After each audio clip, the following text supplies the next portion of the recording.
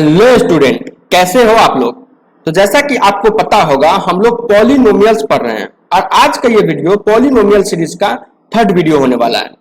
तो इस वीडियो में हम पॉलिनोमियल्स का एक न्यू टॉपिक जिसका नाम है रिमाइंडर एंड फैक्टर थ्योरम उसको स्टार्ट करेंगे। तो चलो शुरू करते हैं आज का ये वीडियो। तो अगर मैं सबसे पहले बता दूं जो आज हम पढ़ने जा रहे हैं उस टॉपिक का नाम है रिमाइंडर एंड फैक्टर थ्योरम। उस टॉपिक का जो नाम है remainder and factor theorem. Remainder and factor theorem. तो सर ये रिमाइंडर एंड फैक्टर थ्योरम क्या है, इसको मैं बताने से पहले मैं आपको बता दूं कि इस थ्योरम का जो स्टेटमेंट है उसको समझने से पहले आपको कुछ रिक्वायरमेंट जरूरी है, आपको कुछ रिकॉल करना पड़ेगा जो हम लोगों ने अब तक समझा है उसको समझते हैं कि सर हम लोगों ने अब तक अर्थमेटिक में क्या देखा है। हम लोगों ने अर्थमेटिक में डिवीजन बचपन से लेके अभी तक हम लोगों ने डिवीजन करना सीखा है। अर्थमेटिक में वो क्या होता था, वो होता था कि सर किसी नंबर्स को किसी दूसरे नंबर से डिवाइड करना है तो वो कैसे करते थे वो हम देखते हैं, वो हम लोग सीखे थे। अर्थमेटिक में हम लोग बचपन से अभी तक यही कर रहा है कि सर मान लो अगर 14th को कोई ऐसा नंबर 14th है उसको ऐसे 14th को अगर आप 3 से डिवाइड करना होता तो इस टाइप से लिखते थे। सेम उसी तरह अगर हमें किसी पोलिनोमियल्स को दूसरे पोलिनोमियल से डिवाइड करना है तो कैसे लिखेंगे कि मान लो कि सर आपको एक पोलिनोमियल f ऑफ x दिया है, उसको अगर आपको gx से डिवाइड करना है तो हम ऐसे लिखेंगे। सेम इसी तरह जिस तरह ये हम यहाँ पे लिखे उसी तरह हम यहाँ भी लिखेंगे। ये कंसेप्ट क्लियर हो गया। उसके बाद हम लोगों ने देखते थे कि इसको डिवाइड करते थे तो कैसे होता था, यहाँ पे लिखते थे 4, यहाँ पे होता था 12 और यहाँ पे होता था 2। इस तरह हम डिवाइड करते थे किसी नंबर्स को दूसरे नंबर से। सेम उसी तरह किसी पोलिनोमियल्स को दूसरे पोलिनोमियल से अगर डिवाइड करें तो यहाँ पे कुछ आएगा, उसका नाम दे देते हैं q1 और यहाँ पे भी कुछ आएगा और जो रिमाइंडर बचेगा उसको हम कह देते हैं r1। सेम इसी तरह जो हम यहाँ पे करते आ रहे हैं उसको हम यहाँ पे कंपेयर कर रहे हैं। तो सर ये इसमें जो अगर किसी नंबर्स को दूसरे नंबर से डिवाइड करते थे तो क्या क्या आता था, तो सर ये जो 2 आया है इसको हम कहते थे रिमाइंडर, ये जो 2 आया है उसको हम कहते थे रिमाइंडर।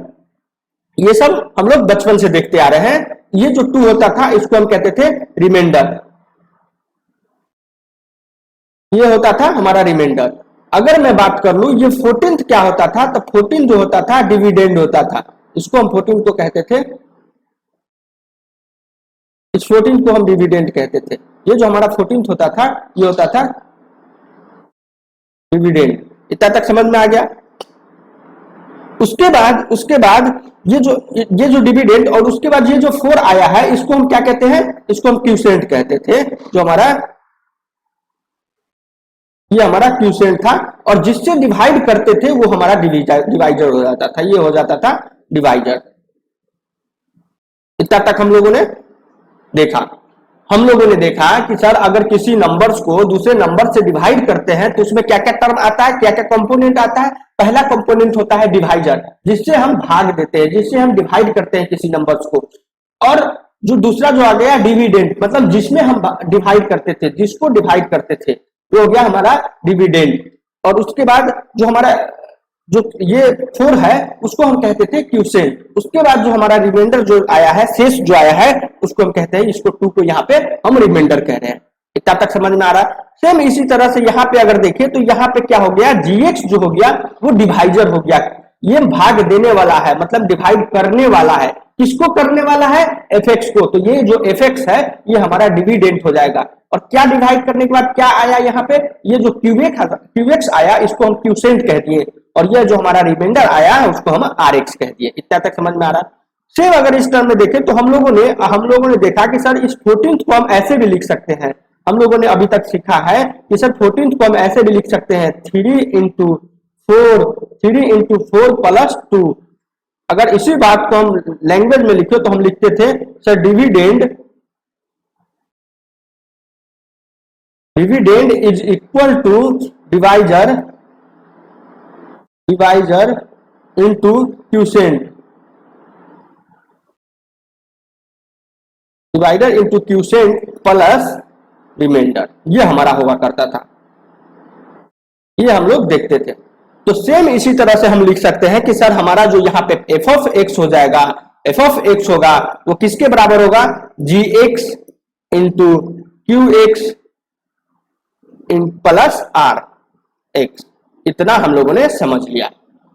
तो ये हमारा क्या है, ये हम एक्चुअल में ये जो पढ़ रहे हैं ये रिमाइंडर एंड फैक्टर थ्योरम अभी तक स्टार्ट भी नहीं हुआ है, बट इस ऐसे हम इसको इसलिए पढ़ रहे हैं, इसको रिकॉल कर रहे हैं, हम याद कर रहे हैं कि सर हमारा डिवाइजर क्या हुआ करता था, रिमाइंडर क्या हुआ करता था, क्यूसेंट क्या होता था, डिविडेंड क्या होता था, इसको हम रिकॉल कर रहे हैं। जो हम लोग अरिथमेटिक में डिवाइड करना सीखे थे, डिवीजन जो सीखे थे, उसको हम रिकॉल कर रहे हैं और उसको हम कोशिश कर रहे हैं कि आपको उसको अगर किसी पोलिनोमियल्स को दूसरे पोलिनोमियल्स से डिवाइड करें तो क्या क्या पॉसिबिलिटी हो सकता है, उसको हम आपको यहाँ पे लिख के दिखाएं। अब हमारा इस थ्योरम जो हमारा है रिमाइंडर एंड फैक्टर थ्योरम, इसको हम क्यों पढ़ते हैं, अब इस बात पे आते हैं।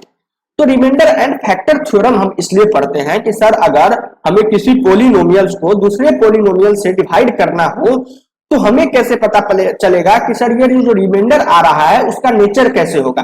मतलब हम सिर्फ डिविडेंड और डिवाइजर को देख करके, मतलब कि जिसमें हम भाग दे रहे हैं, जिसको हम डिवाइड कर रहे हैं और जिससे डिवाइड कर रहे हैं, उन दोनों के नेचर को देख करके बस हम ये कह सके कि जो रिमाइंडर आएगा हमारा वो उसका नेचर किस टाइप का होगा, वो उसका डिग्री क्या होगा, वो 1 डिग्री होगा या 2 डिग्री होगा या 3 डिग्री होगा, या उसका जो डिग्री आएगा ये उसका डिग्री जो हमारा जो क्यूसेंट है उसके डिग्री से क्या कंपेयर होगा, जो हमारा डिवाइडर है उसके डिग्री से हम कैसे कंपेयर करेंगे। मतलब कि ये इस चीजों को हम सीखेंगे। मतलब कि अगर आप ये जो चैप्टर पढ़ रहे हैं रिमाइंडर एंड फैक्टर थ्योरम, इसको कंप्लीट करने के बाद आप डायरेक्ट ये कह सकते हो कि सर अगर किसी पोलिनोमियल्स को दूसरे पोलिनोमियल से डिवाइड करेंगे तो हमारा रिमाइंडर किस टाइप का आएगा, हमारा रिमाइंडर का नेचर क्या होगा, वो आप डायरेक्ट कह सकते हो इस थ्योरम को पढ़ने के बाद। तो चलो शुरू करते हैं, इस थ्योरम के स्टेटमेंट पे आते हैं कि ये जो थ्योरम है उस थ्योरम का स्टेटमेंट क्या है। तो लिखो यहां पे statement of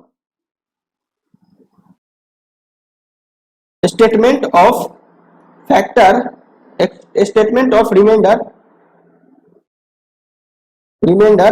and statement of remainder and factor theorem.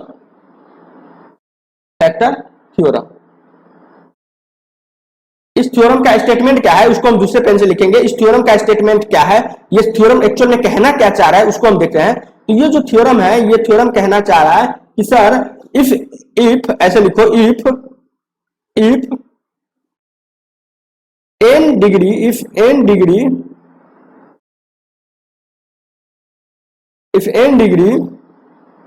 polynomials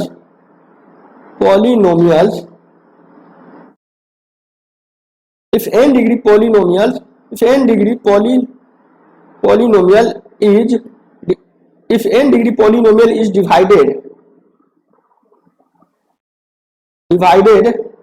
by m degree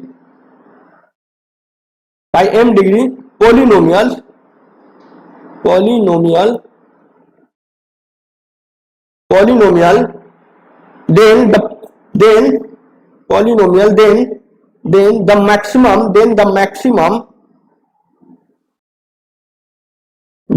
the maximum degree of remainder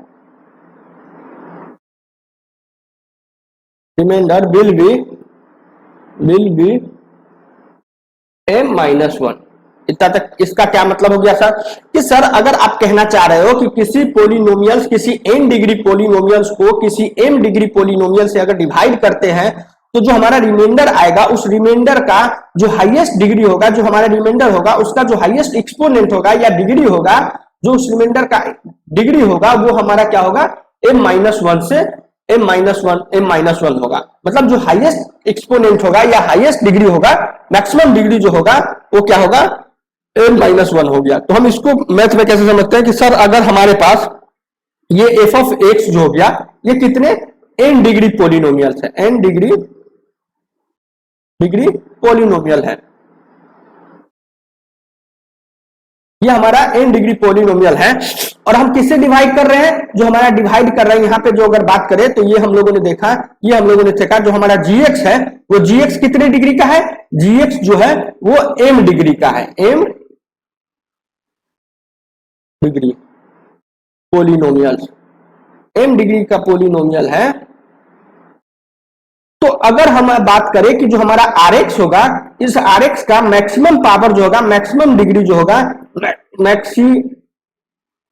maximum जो डिग्री होगा वो डिग्री जो होगा वो क्या होगा, m-1 हो जाएगा। ये m किसका डिग्री है, ये m किसका है, यहां पे अगर बात करें तो ये m हमारा gx का डिग्री है, ये जो gx है हमारा m डिग्री का है और ये r जो f ऑफ x है वो n डिग्री का है। तो जो रिमाइंडर आएगा वो उसका जो डिग्री होगा वो हाईएस्ट डिग्री हो क्या हो गया, m-1। इतना तक समझ में आ गया, इतना तक समझ में आ गया। ये इसका जो डिग्री है m है और इसका जो डिग्री है, इसका जो डिग्री है वो n डिग्री का पोलिनोमियल है, n डिग्री, यहां पे लिखेंगे डिग्री। इतना तक समझ में आ रहा है।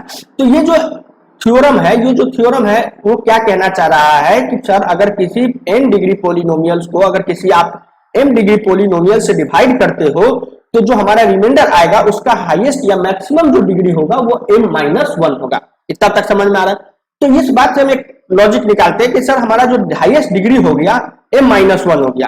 तो सर अगर m-1 हो गया तो अगर m का वैल्यू ही अगर 1 हो जाए तो m-1 क्या हो जाएगा, m-1 तो 0 हो जाएगा और ये 0 कांस्टेंट आता है, कांस्टेंट 0।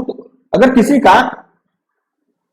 किसी का एक्सपोनेंट या किसी का पावर 0 हो जाता है मतलब वो कांस्टेंट आ जाता है। कहने का मतलब कि अगर ऐसे समझो कि ऐसे लिखो इसको, नोट्स में एक लिखेंगे, नोट्स में कि सर द पोलिनोमियल्स,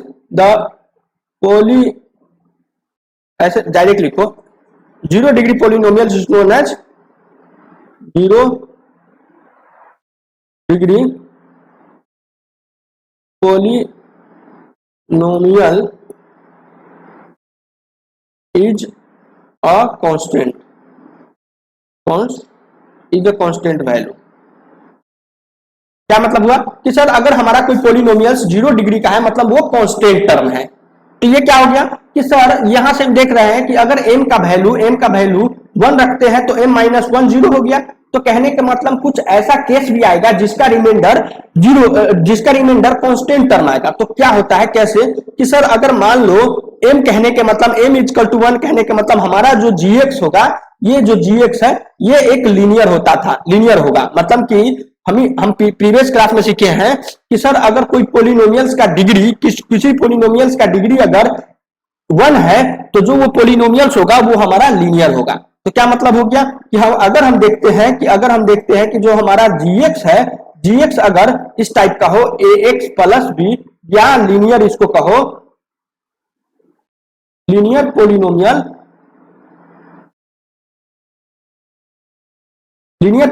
तो इसका जो डिग्री होगा वो डिग्री क्या हो गया, डिग्री m को हम क्या कहेंगे, =1 हो गया। इतना तक समझ में आ गया।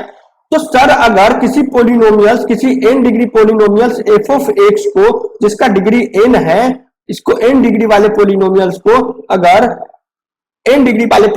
को अगर किसी लीनियर पोलिनोमियल से डिवाइड करते हैं तो जो रिमाइंडर आएगा उसका जो हाईएस्ट डिग्री जो होता था m-1 होता था, यहाँ पे 1-1 यानी कि जो 0। तो ये जो रिमाइंडर होगा उसका जो डिग्री होगा वो होगा क्या, 0। और इस 0 डिग्री पोलिनोमियल्स को हम क्या कहते थे, कांस्टेंट। ये हम कहते हैं कांस्टेंट। कहने का मतलब क्या हो गया कि सर अगर आप किसी f ऑफ x जो n डिग्री पोलिनोमियल्स है उसको अगर किसी लीनियर जो gx है किसी लीनियर से अगर डिवाइड करते हो तो उस केस में जो हमारा रिमाइंडर आएगा वो कांस्टेंट आएगा। और वो कांस्टेंट क्या होगा उस पर हम चर्चा करते हैं। वो हमारा जो कांस्टेंट होगा वो क्या होगा एक्चुअल में, उस पर हम चर्चा करेंगे। ठीक है, तो क्या हो गया, हमारा जो रिमाइंडर हो गया, जो हमारा जो gx होता है, वो जो gx किस टाइप का है, वो gx है, अगर हमारा gx दिया हुआ है, gx क्या है, gx दिया हुआ है ax प्लस b, इस टाइप का gx है, तो इसको हम 0 बनाएंगे और यहां से देखेंगे x का वैल्यू क्या होगा, x का वैल्यू होगा -b/a। तो जो हमारा कांस्टेंट, ये जो कांस्टेंट टर्म आया है, जो कह रहे हैं कि हम रिमाइंडर कांस्टेंट होगा, ये किसके बराबर होगा? ये होगा f of minus b upon ये होगा हमारा। इसी को अगर हम सिंपल भाषा में लिखे, सिंपल भाषा में लिखे कि सर अगर हमारा gx, मान लो अगर हम कह दिए कि हमारा gx जो होगा वो हो गया x माइनस 4, ये हमारा gx होगा क्योंकि लीनियर है। तो जो हमारा रिमाइंडर आएगा वो रिमाइंडर क्या होगा? जो हमारा रिमाइंडर होगा वो कांस्टेंट होगा, क्योंकि हम हमें दिख रहा है कि gx जो है वो हमारा एक लीनियर है, तो रिमाइंडर हमारा कांस्टेंट आता था। कांस्टेंट क्या होता था? x माइनस 4, ये हमारा हो जाएगा। ये 4 कहां से आया? जैसे हम x माइनस 4 को अगर 0 कहते हैं तो यहां से x का वैल्यू 4 आएगा, यही हमें x की जगह 4 पुट करना है और ये हमारा रिमाइंडर आ जाएगा। इतना तक समझ में आ रहा है? तो अगर हम इसी बात को नोट्स बना करके, इसी बात को हम हमेशा के लिए याद करने के लिए हम क्या लिखते हैं, इस बात को हम नोट्स बना के लिख लेंगे। ये लिखो, नोट्स में लिखो, इसको नोट्स बना करके। हमारा जो कंसेप्ट अभी जो निकला है वो कंसेप्ट क्या है कि सर जो हमारा कंसेप्ट है वो है इफ, ऐसे लिखो, if a polynomial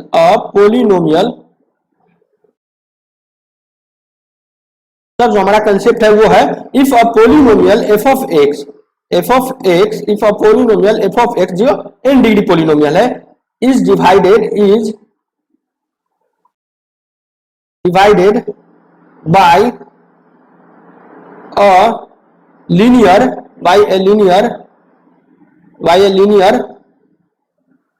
a linear function, linear polynomial, ऐसे लिखो, linear polynomial like x minus k, linear polynomial x minus k, then remainder will B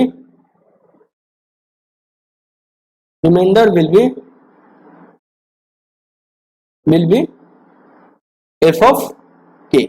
ये हम लोगों ने देखा, ये हमारा कंसेप्ट है। कहां से ये कंसेप्ट आया? यहां से हम लोगों ने इस कंसेप्ट को बहुत ही डिटेल से समझा।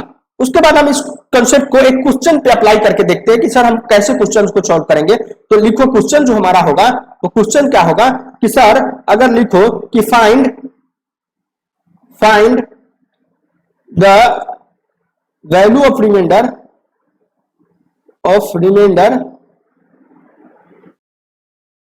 find the value of remainder when x cube plus 4x square minus 7x plus 8 is divided by x minus 1। देखो ये x माइनस किससे डिवाइड कर रहे हैं? x माइनस 1 से, और ये x माइनस 1 हमारा लीनियर है। सॉरी, ये हमारा x माइनस 1 लीनियर है। तो हमने क्या देखा कि सर अगर x माइनस 1 अगर लीनियर है तो जो हमारा रिमाइंडर होता है वो हमारा कांस्टेंट आता है। जो हमारा जो डिवाइजर है, हमारा जो gx है हमारा अगर लीनियर है तो जो हमारा डिवाइडर जो हमारा शेष रिमाइंडर आता है वो हमारा एक कांस्टेंट आता है। तो कांस्टेंट क्या होता है? तो अगर हम इस लीनियर को x माइनस 1 को हम अगर कंपेयर करें, x माइनस 1 को अगर कंपेयर करें x माइनस k से, तो हमारा k का वैल्यू क्या होगा? k इक्वल टू 1 आ जाएगा। इतना तक पता चला। तो रिमाइंडर क्या होता था? रिमाइंडर होता था f ऑफ k। तो हमारा जो रिमाइंडर हो जाएगा इस केस में f ऑफ 1 हो जाएगा, और ये क्या बराबर होगा? ये होगा x, ये जो हमारा जो दिया हुआ है, ये जो पोलिनोमियल दिया है f ऑफ x, यहाँ पे अगर लिखे f ऑफ x क्या है? f ऑफ x जो दिया है वो है x cube minus x cube plus 4x square minus 7x plus 8। इस f ऑफ x में x की जगह 1 पुट करें तो f ऑफ 1 हो जाएगा। f ऑफ 1 किसके बराबर होगा? ये f ऑफ 1 हो जाएगा, 1 पुट किए तो 1 cube plus 4 1 square minus 7 into 1 plus 8। जो ये हमारा वैल्यू आएगा वो हो जाएगा 1 प्लस 4 प्लस माइनस 7 प्लस 8। तो ये क्या होगा? ये जो होगा 6 आएगा। तो हमारा f ऑफ 1 जो हो गया, f ऑफ 1 6 हो गया। ये क्या है? रिमाइंडर है, ये हमारा रिमाइंडर है। तो हम लोगों ने अभी तक क्या क्या देखा? हम लोगों ने इस क्लास में क्या क्या कवर किया। इस क्लास में की बात करें तो इस क्लास में हम लोगों ने कवर किया कि सर हम बचपन से क्या कर रहे हैं? बचपन से एक नंबर्स को दूसरे नंबर्स में डिवाइड कर रहे हैं, लेकिन अब हमें क्या करना है? एक पोलिनोमियल्स को दूसरे पोलिनोमियल से डिवाइड करते हैं तो जो रिमाइंडर आएगा उस रिमाइंडर्स का नेचर क्या होगा, उस रिमाइंडर्स का डिग्री क्या होगा, वो किस टाइप का पोलिनोमियल जो हमारा रिमाइंडर आएगा वो किस टाइप का पोलिनोमियल होगा। तो इन सब सारी चीजों को सीखने के लिए हम क्या करते हैं, रिमाइंडर एंड फैक्टर थ्योरम कहते हैं। रिमाइंडर एंड फैक्टर थ्योरम्स के मदद से हम डायरेक्ट बिना भाग दिए बता सकते हैं किसका नेचर दिखा करके हम डायरेक्ट डिवाइजर और डिविडेंड इन दोनों के नेचर को देख करके हम रिमाइंडर का जो नेचर होगा, रिमाइंडर्स का जो डिग्री होगा, उसको हम रिमाइंडर किस टाइप का पोलिनोमियल होगा, उस रिमाइंडर्स को हम बिना भाग दिए, हम बिना डिवाइड किए हम अनुमान लगा सकते हैं, बिना डिवाइड किए हम बता सकते हैं कि जो हमारा रिमाइंडर होगा वो किस नेचर का होगा। इस थ्योरम का स्टेटमेंट की बात करें तो ये थ्योरम का स्टेटमेंट है कि सर अगर किसी n डिग्री पोलिनोमियल्स को अगर किसी m डिग्री पोलिनोमियल से आप डिवाइड करते हो तो जो हमारा रिमाइंडर आता है वो होता है m-1। इतना तक समझ में आ रहा है। तो इसी बात को हम डिटेल से पढ़े कि सर अगर m-1 दिया हुआ है, किसका m-1 जो है ये किसका डिग्री होगा, ये हमारा रिमाइंडर का हाईएस्ट डिग्री है। तो सर ये पता भी चल रहा है m-1 किस पे जीरो हो जाएगा, ये जीरो हो जाएगा एक 1 पे। 1 कहने का मतलब m अगर 1 हो जाता है तो कहने के मतलब जो हमारा जो m डिग्री पोलिनोमियल मतलब कि 1 डिग्री पोलिनोमियल बच जाएगा कौन, जिससे हम डिवाइजर जो हो जाएगा 1 डिग्री पोलिनोमियल होगा। तो कहने के मतलब कि अगर जो डिवाइडर जो 1 डिग्री पोलिनोमियल, मान लो कि जो हमारा डिवाइडर gx है ये 1 डिग्री पोलिनोमियल है, लाइक ax प्लस b एक 1 डिग्री पोलिनोमियल जिसको हम लीनियर पोलिनोमियल्स कहते हैं, जिसमें डिग्री क्या है, डिग्री है 1। तो हमें डिवाइड करना है किसको, डिवाइड करना है f ऑफ x को जो n डिग्री पोलिनोमियल है, किससे, gx से। तो जो हमारा रिमाइंडर आएगा m-1, रिमाइंडर्स का जो डिग्री होता था वो m-1 होता था। तो m-1 यहाँ पे m क्या है 1 है, तो 1-1 यानी 0। तो जो हमारा रिमाइंडर का डिग्री होगा वो 0 होगा। ये एक कांस्टेंट है और कांस्टेंट किसके बराबर होगा, f of -b upon a। ये हम लोगों ने सीखा। उसके बाद इसी को एक नोट्स बना के लिख लिया कि सर अगर f ऑफ x जो n डिग्री पोलिनोमियल्स है उसको अगर किसी linear function x minus k से अगर डिवाइड करते हैं तो जो रिमाइंडर आएगा वो होगा f ऑफ k। उसको हम एक क्वेश्चन से भी समझे। तो आज के लिए इतना ही, फिर हम देखते हैं फिर मिलते हैं नेक्स्ट क्लास में और वहां से हम नेक्स्ट क्लास में कंटिन्यू करेंगे। Thank you so much.